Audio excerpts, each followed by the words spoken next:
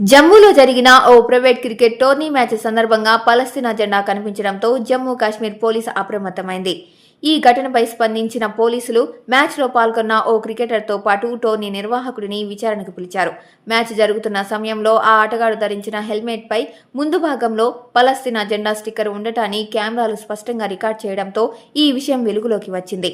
పోలీసుల అధికారిక ప్రకటన ప్రకారం ఈ ఘటనకు సంబంధించి ఒక క్రికెటర్తో పాటు టోర్నీ ఆర్గనైజర్ను ప్రశ్నిస్తున్నట్టు వెల్లడించారు. నేషనల్ మీడియా కథనం ప్రకారం విచారణకు పిలిపించిన క్రికెటర్ పేరు ఫుర్ఖాన్ బాట్కా గుర్తించారు.